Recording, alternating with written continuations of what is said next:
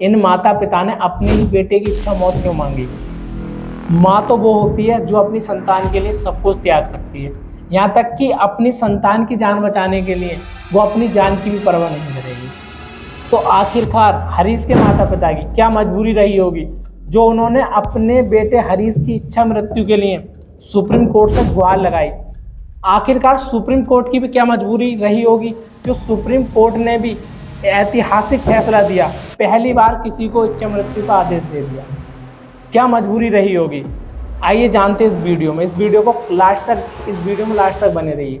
नमस्ते दोस्तों, मेरा नाम आकाश, आप देख रहे हैं सत्यविद आकाश। हरीश की इच्छा मृत्यु का क्या है पूरा मामला, आइए जानते हैं। गाजियाबाद का 32 वर्षीय लड़का हरीश राणा, जो कि 13 साल से अचेत अवस्था में बिस्तर पर पड़े हैं। हरीश के साथ क्या हादसा हुआ था? आज से 13 साल पहले, अब से 13 साल पहले हरीश के साथ एक हादसा हुआ था।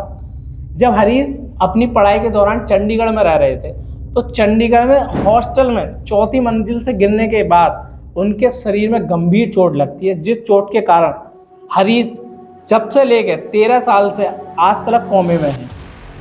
13 साल से बिस्तर पर ही पड़े हैं। इतने लंबे समय से बिस्तर पर पड़े रहने के कारण 13 साल के लंबे समय से हरीश के शरीर पर काफ़ी घाव बनने लगे, जिससे कि उनके शरीर पर आने वाले समय में और भी दिक्कत होती।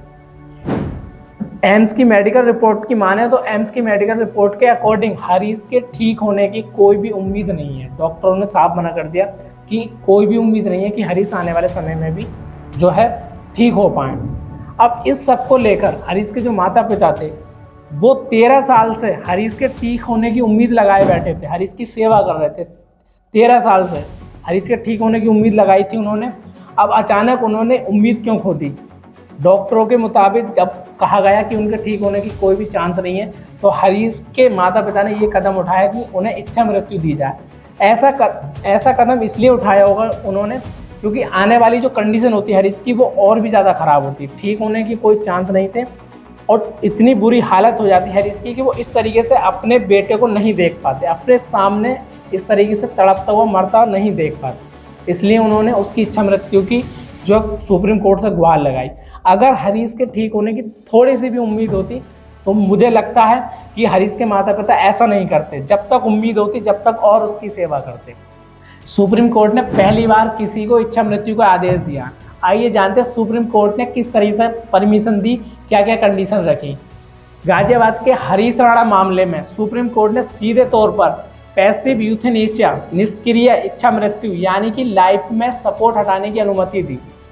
कोर्ट ने 2018 में right to die with dignity, सम्मान से मरने का अधिकार, अनुच्छेद 21 के तहत मौलिक अधिकार मानते हुए पैसिव यूथेनेशिया को कानूनी मान्यता दी। मुख्य फैसले 2018 11 मार्च 2026 को जस्टिस JB पारदीवाला और KB विश्वनाथन की पीठ ने हरीश के मामले में पैसिव यूथेनेशिया को मंजूरी दी।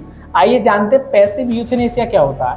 पैसिव यूथेनेशिया में किसी भी असाध्य रोगी के इलाज से सपोर्ट हटाना, ये जैसे वेंटिलेटर को हटाने में मंजूरी दी जाती है, ना कि सीधे तौर पर उसे जान से मारने की दवा दी जाए। आइए जानते हैं पैसिव यूथेनेशिया क्या होता है। पैसिव यूथेनेशिया में किसी असाध्य रोगी जिसके ठीक होने की उम्मीद ना हो, उसे लाइफ में इलाज से सपोर्ट हटाने जैसे वेंटिलेटर को हटाने में अनुमति दी जाती है, ना कि उसे सीधे जान से मारने की दवा दी जाए।